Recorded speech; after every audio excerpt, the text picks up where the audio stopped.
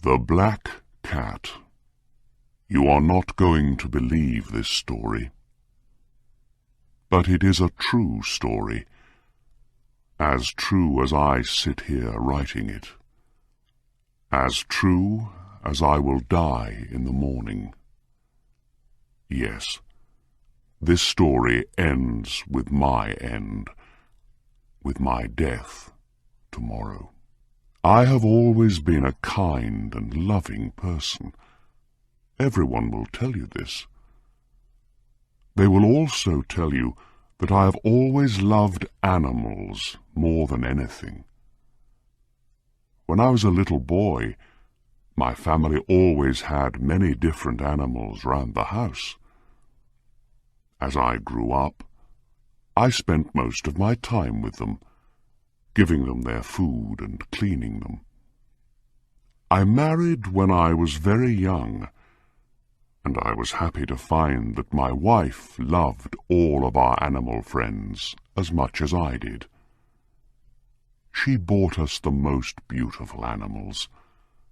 We had all sorts of birds, goldfish, a fine dog, and a cat. The cat was a very large and beautiful animal. He was black all over, and very intelligent. He was so intelligent that my wife often laughed about what some people believe. Some people believe that all black cats are evil, enemies in a cat's body. Pluto, this was the cat's name, was my favorite. It was always I who gave him his food, and he followed me everywhere. I often had to stop him from following me through the streets. For years, he and I lived happily together, the best of friends. But during those years, I was slowly changing. It was that evil enemy of man called drink who was changing me. I was not the kind, loving person people knew before. I grew more and more selfish. I was often suddenly angry about unimportant things. I began to use bad language, most of all with my wife. I even hit her sometimes. And by that time, of course, I was often doing horrible things to our animals. I hit all of them, but never Pluto. But my illness was getting worse. Oh yes, drink is an illness. Soon I began to hurt my dear Pluto too. I remember that night very well. I came home late, full of drink again. I could not understand why Pluto was not pleased to see me. The cat was staying away from me. My Pluto did not want to come near me. I caught him and picked him up, holding him strongly. He was afraid of me, and bit my hand. Suddenly, I was not myself any more. Someone else was in my body, someone evil and mad with drink. I took my knife from my pocket, held the poor animal by its neck, and cut out one of its eyes.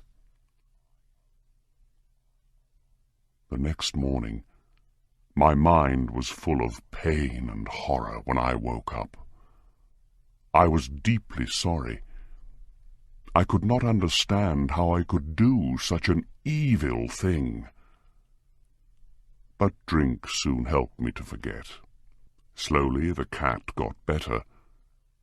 Soon he felt no more pain.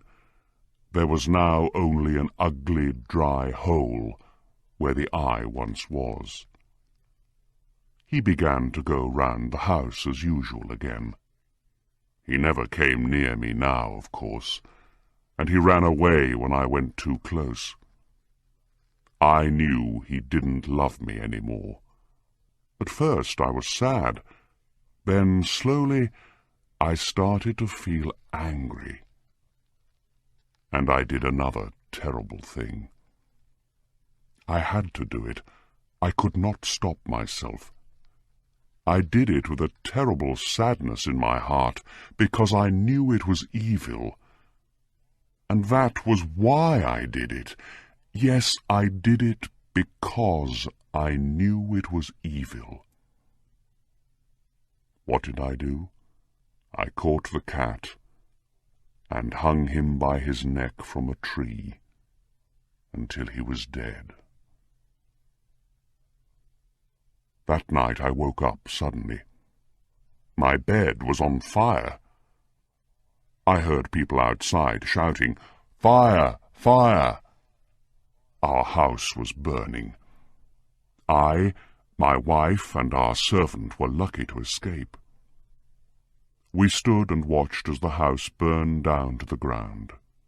There was nothing left of the building the next morning. All the walls fell down during the night, except one, a wall in the middle of the house. I realized why this wall did not burn, because there was new plaster on it. The plaster was still quite wet. I was surprised to see a crowd of people next to the wall. They were talking and seemed to be quite excited. I went closer and looked over their shoulders. I saw a black shape in the new white plaster. It was the shape of a large cat hanging by its neck. I looked at the shape with complete horror. Several minutes passed before I could think clearly again. I knew I had to try to think clearly. I had to know why it was there. I remembered hanging the cat in the garden of the house next door. During the fire, the garden was full of people.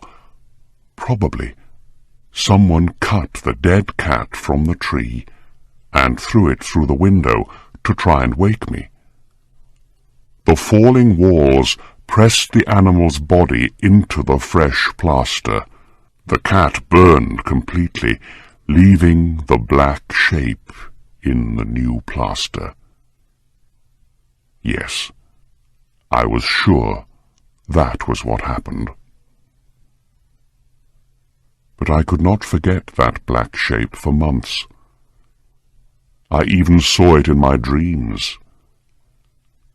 I began to feel sad about losing the animal, so I began to look for another one. I looked mostly in the poor parts of our town, where I went drinking. I searched for another black cat of the same size and type as Pluto. One night, as I sat in a dark and dirty drinking house, I noticed a black object on top of a cupboard near some bottles of wine. I was surprised when I saw it. I looked at those bottles a few minutes ago, I thought, and I'm sure that object was not there before. I got up and went to see what it was. I put my hand up, touched it, and found that it was a black cat. A very large one, as large as Pluto. He looked like Pluto, too, in every way but one. Pluto did not have a white hair anywhere on his body. This cat had a large white shape on his front. He got up when I touched him, and pressed the side of his head against my hand several times. He liked me. This was the animal I was looking for. He continued to be very friendly, and later when I left, he followed me into the street. He came all the way home with me. We now had another house, and came inside. He immediately jumped up onto the most comfortable chair and went to sleep. He stayed with us, of course. He loved both of us, and very soon he became my wife's favorite animal.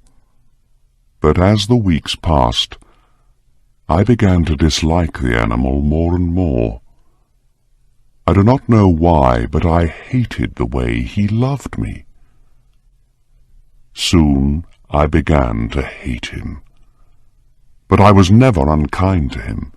Yes, I was very careful about that. I kept away from him because I remembered what I did to my poor Pluto.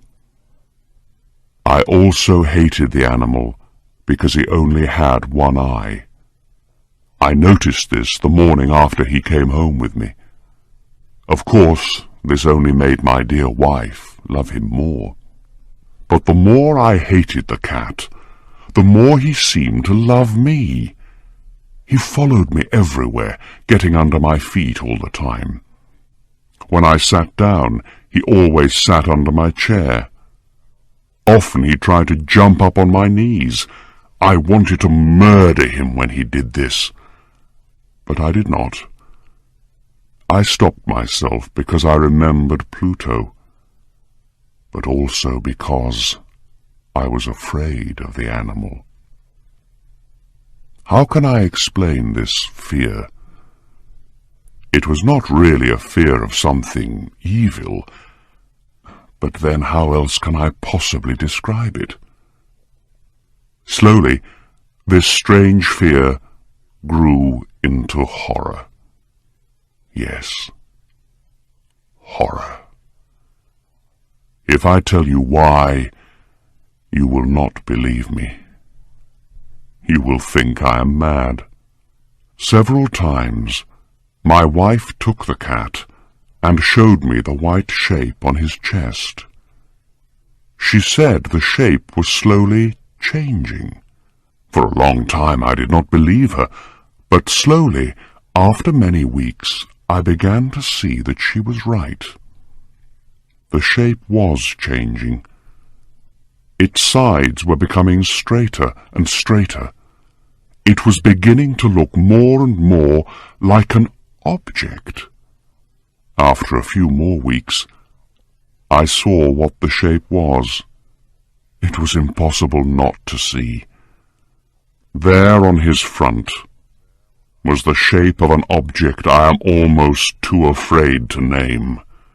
It was that terrible machine of pain and death. Yes, the gallows. I no longer knew the meaning of happiness or rest. During the day, the animal never left me. At night, he woke me up nearly every hour. I remember waking from terrible dreams and feeling him sitting next to my face, his heavy body pressing down on my heart. I was now a very different man. There was not the smallest piece of good left in me. I now had only evil thoughts.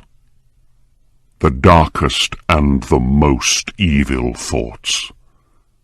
I hated everyone and everything, my dear wife, too.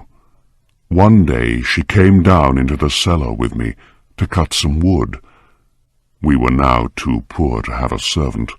Of course, the cat followed me down the stairs and nearly made me fall. This made me so angry that I took the axe and tried to cut the animal in two. But as I brought the axe down, my wife stopped my arm with her hand. This made me even more angry, and I pulled her hand away from my wrist, lifted the tool again, brought it down hard, and buried it in the top of her head. I had to hide the body. I knew I could not take it out of the house. The neighbors noticed everything. I thought of cutting it into pieces and burning it. I thought of burying it in the floor of the cellar. I thought of throwing it into the river at the end of the garden. I thought of putting it into a wooden box and taking it out of the house that way. In the end, I decided to hide the body in one of the walls of the cellar. It was quite an old building near the river, so the walls of the cellar were quite wet, and the plaster was soft. There was new plaster on one of the walls, and I knew that underneath it the wall was not very strong. I also knew that this wall was very thick. I could hide the body in the middle of it. It was not difficult. I took off some plaster, took out a few stones, and made a hole in the earth that filled the middle of the wall. I put my wife there, put back the stones, made some new plaster, and put it on the wall. Then I cleaned the floor, and looked carefully round. Everything looked just as it did before. Nobody would ever know. Next, I went upstairs to kill the cat. The animal was bringing me bad luck. I had to kill it. I searched everywhere, but I could not find him. I was sure it was because of my wife's murder. He was too clever to come near me now. I waited all evening, but I did not see the evil animal. He did not come back during the night either, and so for the first time in a long time I slept well. When I woke up the next morning, I was surprised to see that the cat still was not there. 2, 3 days passed, and there was still no cat. I cannot tell you how happy I began to feel. I felt so much better without the cat.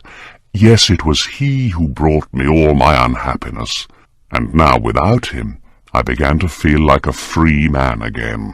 It was wonderful. No more cat. Never again. Several people came and asked about my wife, but I answered their questions easily. Then, on the 4th day, the police came.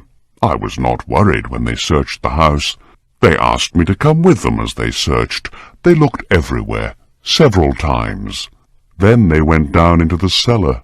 I went down with them, of course. I was not a bit afraid.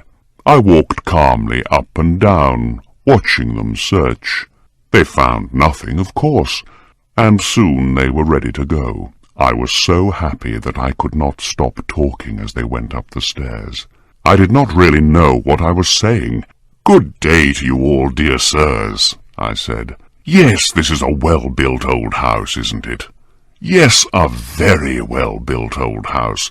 These walls— Are you going, gentlemen? These walls are strong, aren't they?" I knocked hard on the part of the wall where my wife was. A voice came from inside the wall in answer to my knock. It was a cry, like a child's. Quickly it grew into a long scream of pain and horror. I saw the policemen standing on the stairs with their mouths open. Suddenly they all ran down in a great hurry and began breaking down the wall. It fell quickly, and there was my wife standing inside. There she was, with dried blood all over her head, looking at them. And there was the cat, standing on her head, his red mouth wide open in a scream, and his one gold eye shining like fire. The clever animal.